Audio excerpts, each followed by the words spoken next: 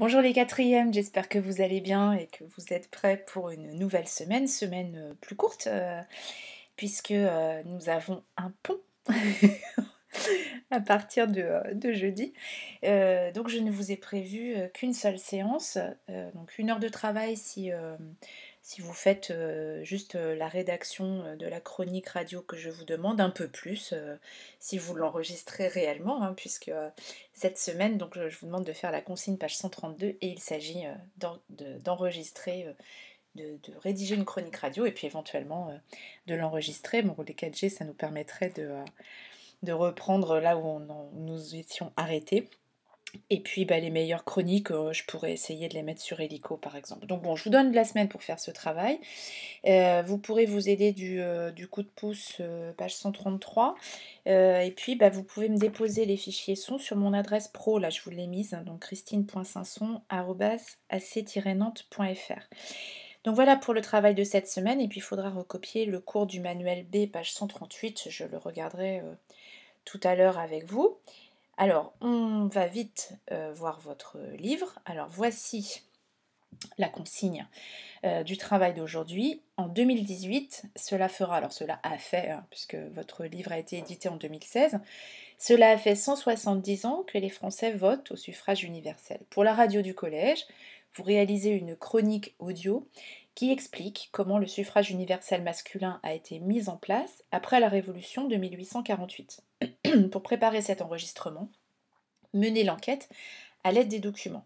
Alors, on va regarder les documents ensemble. Je vous montre le coup de pouce. Alors, pour préparer votre enregistrement, donc vous allez expliquer quelles sont les nouvelles conditions créées par la République pour être électeur, la liberté des débats et de l'information politique en 1848, l'importance historique du vote de 1848, et vous prévoyez environ 1 minute par thème. Alors, ce que vous pouvez faire, c'est que là, vous mettez la vidéo en pause, vous vous préparez une petite feuille avec toutes les rubriques, et puis au fur et à mesure qu'on va regarder les documents ensemble, vous allez pouvoir noter des choses déjà. Ça va vous permettre de commencer à travailler et à réfléchir.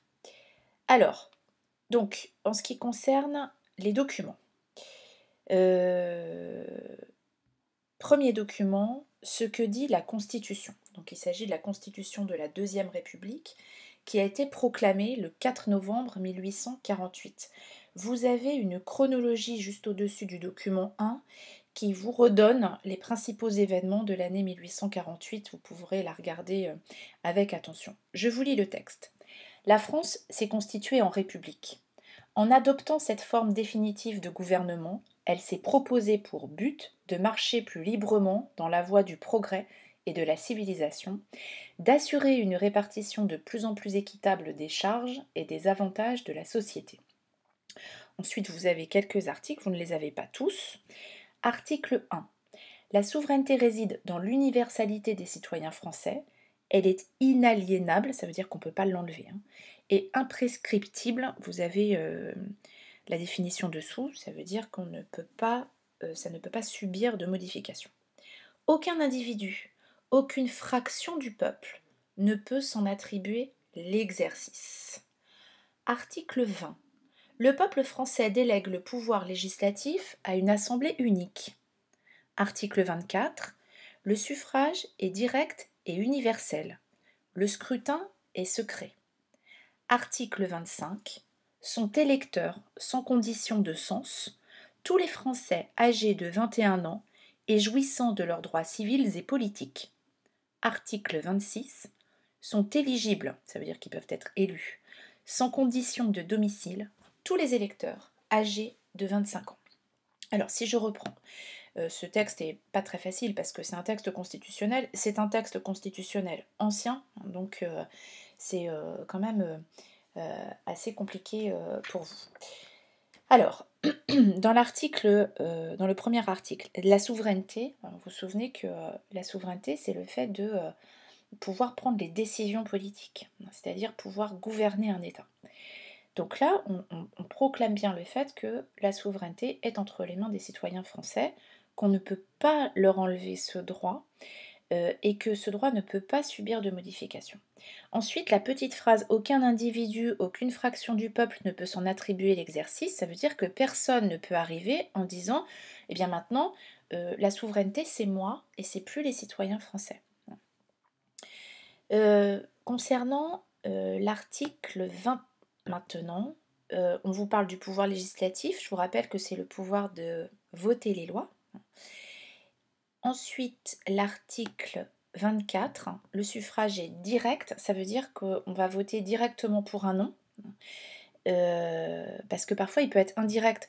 Par exemple, dans notre pays, les élections sénatoriales, vos parents vont pas voter pour les élections sénatoriales. En fait, ils ont élu des conseillers municipaux ou des conseillers départementaux, et ce sont eux en fait qui votent pour les élections sénatoriales. Donc on peut dire que les sénateurs en France actuellement sont élus au suffrage indirect. Le scrutin est secret, c'est la première fois que le scrutin est déclaré comme étant secret. Attention, ça ne veut pas dire pour autant qu'on a des isoloirs, puisque les isoloirs ne vont être mis en place qu'en 1913. Ensuite, l'article 25 vous rappelle qu'il n'y a pas de condition de cens, c'est-à-dire que le suffrage n'est plus du tout censitaire, il ne dépend pas de l'impôt qu'on paye, et tous les Français qui sont âgés de 21 ans donc, peuvent voter. Il faut simplement avoir possédé ses droits civils et politiques et donc ne pas avoir été condamné à la suspension de ses droits civils et politiques, ce qui arrive parfois encore aujourd'hui. Article 26, donc là il s'agit de déterminer qui peuvent être les personnes élues. Et donc là vous voyez que on part du principe que seules les personnes de plus de 25 ans pourront être élues. Donc voilà pour ce premier texte. Ensuite, donc sur le deuxième document, donc c'est un texte d'Alphonse de Lamartine. Alors vous pourrez lire ces poèmes, je pense que vous en avez dans votre livre de français, c'est un poète romantique, il y a des très très beaux poèmes. Et voilà le texte qu'il écrit. Alors il est membre du gouvernement provisoire de la République en 1848, il fait partie des révolutionnaires. Et il a écrit donc en 1849, publié en 1849, une histoire de la Révolution de 1848 en laquelle il retranscrit un certain nombre de propos. Citoyens, si on vous avait dit il y a 3 jours que vous auriez renversé le trône, obtenu le suffrage universel au nom du titre d'homme, conquis tous les droits du citoyen, fondé enfin la République. Et quelle République? Une République égalitaire, où il n'y a plus ni aristocratie, ni grand, ni petit, ni maître, ni ilote devant la loi, où il n'y a qu'un seul peuple, composé de l'universalité des citoyens. Si l'on vous avait dit cela, il y a 3 jours, vous auriez refusé de le croire. 3 jours, auriez-vous dit, mais il faut 3 siècles pour accomplir une œuvre pareille au profit de l'humanité. Eh bien, ce que vous avez déclaré impossible est accompli. Voilà, il y a beaucoup de souffle là, dans ce discours. Le petit mot ilote, donc c'est un synonyme d'esclave. Bon, il n'y a pas tellement de problèmes, je pense, dans ce texte. Peut-être le mot aristocratie. Donc l'aristocratie désigne les plus puissants dans une société. Et puis pour le reste, je pense que le texte ne pose pas de problème particulier. Vous avez ensuite une illustration d'un journal allemand qui montre la campagne électorale pour l'élection présidentielle et notamment le rôle joué par les affiches, puisque c'est la première fois qu'on a des affiches et des discussions politiques qui s'étendent à l'ensemble de la société. Et puis vous en avez un exemple d'affiche ici. Alors pour vous ça ressemble pas trop à une affiche, mais c'est une affiche électorale de Victor Hugo. Donc vous connaissez Victor Hugo, écrivain, c'est aussi un homme politique qui a été député. Donc là c'est l'affiche qui correspond à sa députation en 1848. Et vous voyez qu'en fait c'est une profession de foi. Alors je ne vais pas vous lire le texte, je vous laisse le lire si vous avez de bons yeux, en tout cas de meilleurs yeux que les miens. Mais il compare dans ce texte 2 républiques. Une république qui serait plus chaotique et une république plus sereine qui favoriserait la paix civile. C'est intéressant de remettre ça dans la perspective de l'époque. En 1848, on est 50 ans hein, après la fin de la Révolution française, donc cette révolution, elle est présente dans toutes les mémoires encore. Donc il y fait allusion, hein, il parle des hommes de 93, évidemment, ce sont les hommes de 1793. Enfin, on va terminer avec le texte de Tocqueville, et donc qui décrit la façon dont se sont passées ces premières élections de 1848 dans son village. Donc il est déjà député, Alexis de Tocqueville, sous la monarchie de Juillet, et il se présente aux élections d'avril 1848. Le matin de l'élection, tous les électeurs, c'est-à-dire toute la population mâle au-dessus de 20 ans, se réunirent devant l'église. Tous ces hommes se mirent à la file deux par deux, suivant l'ordre alphabétique. Je voulus marcher au rang que m'assignait mon nom, car je savais que dans les pays et dans les temps démocratiques, il faut se faire mettre à la tête du peuple et ne pas s'y mettre soi-même. Je rappelais à ces braves gens la gravité et l'importance de l'acte qu'ils allaient faire. Je leur recommandais de ne point se laisser accoster ni détourner par les gens qui, à notre arrivée au bourg, pourraient chercher à les tromper, mais de marcher sans se désunir et de rester ensemble, chacun à son rang, jusqu'à ce qu'on eût voté. Ils crièrent qu'ainsi ils feraient, et ainsi ils firent. Tous les votes furent donnés en même temps, et j'ai lieu de penser qu'ils le furent tous au même candidat. Alors c'est très surprenant hein, ce texte, hein, parce que ces premières élections ont donné lieu en fait à des cortèges d'électeurs. Alors pourquoi? Parce qu'il n'y avait pas des bureaux de vote partout. Donc parfois le bureau de vote, il était dans le chef-lieu de canton à quelques kilomètres.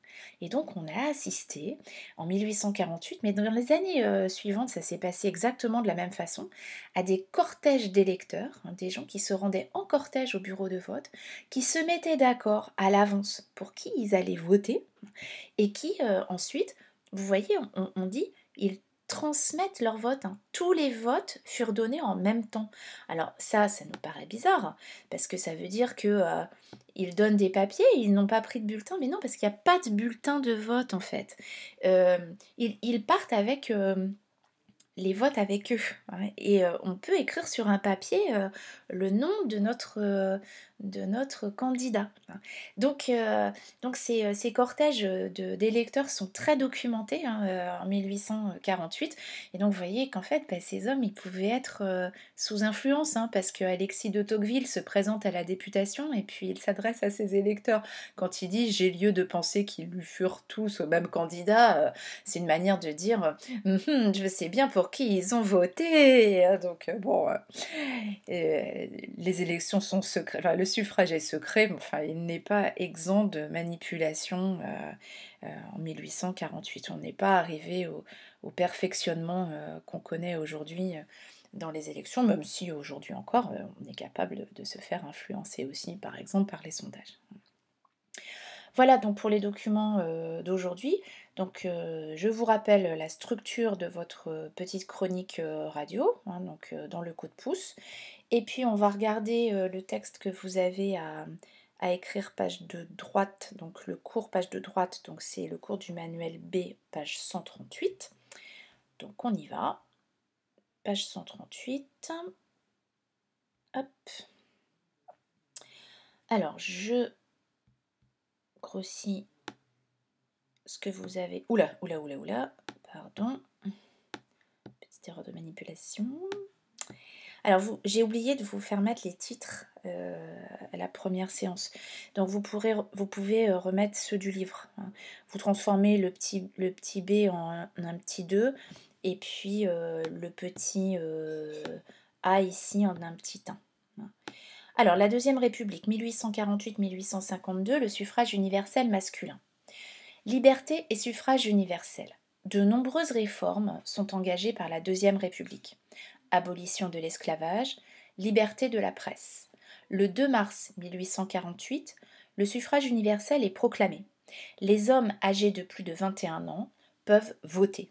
Cependant, malgré les revendications de plusieurs militantes, les femmes restent exclues du droit de vote. Donc on verra ça dans dans le dernier chapitre de l'année. De nombreuses élections. Les premières élections législatives se déroulent en avril 1848. La première élection présidentielle a lieu le 10 décembre 1848. Louis-Napoléon Bonaparte, bénéficiant de la renommée de son nom et d'une campagne efficace, est très largement élu. Lors du vote, l'électeur dispose d'une carte, mais il n'y a encore ni isoloir, ni enveloppe. Alors effectivement, hein, quand on dit que Louis-Napoléon Bonaparte a été largement élu, il a été élu au premier tour avec 74,2% des suffrages. Aujourd'hui, un, un homme qui se présente ou une femme qui se présente aux élections présidentielles en France rêverait d'avoir un tel score. Ceci étant, dans la Ve République, c'est arrivé, hein, le général de Gaulle, la première fois, a été élu au premier tour, hein, à plus de 60% des suffrages. Voilà. Alors, petite révision du coup ici. Avec le je retiens autrement, donc pour que vous vous entraîniez à apprendre, hein, surtout, il faut apprendre, j'insiste à chaque fois là-dessus. S'il y a des parents qui m'écoutent, faites réciter, si vous le pouvez, vos enfants, parce que sinon, s'ils perdent l'habitude d'apprendre maintenant, ça va être vraiment très difficile l'année prochaine. Donc, des monarchies constitutionnelles, donc on a vu la charte constitutionnelle et le roi, donc, qui est à la tête de la monarchie. Le suffrage est censitaire. On a vu la dernière fois donc, entre 90 000 et 240 000 électeurs sur 28 millions de Français seulement. Ils votent pour les élections législatives. La presse est libre. Non, pardon. La liberté de la presse et la liberté de réunion sont limitées, mais à chaque fois, en fait, à chaque fois qu'elles ont été limitées, il y a eu des mouvements de révolte en 1830 et puis en 1848. Et les républicains veulent le suffrage universel. On avait vu le texte de Ledru-Rollin. La Deuxième République, donc là on a un président et une république, le suffrage universel masculin, il y a 9 millions d'électeurs, hein, donc vous voyez qu'il y en a beaucoup plus en 1848, enfin, il y a toujours 28 millions de Français, donc il y a quand même énormément de gens qui n'ont pas le droit de vote, et notamment les femmes. Les élections législatives et présidentielles sont celles qui sont organisées. Les libertés politiques sont proclamées. J'ajoute l'abolition de l'esclavage, 1848, c'est une des mesures importantes de la Deuxième République. Et puis cette République, elle se termine par le coup d'État de Louis-Napoléon Bonaparte, dont nous avons déjà parlé. Mais ça, c'est tout l'objet de notre prochaine séance. Voilà, je vous souhaite une très bonne semaine. Et puis... bah, bon travail, bon courage, tenez bon, et puis bah, à la semaine prochaine. Au revoir.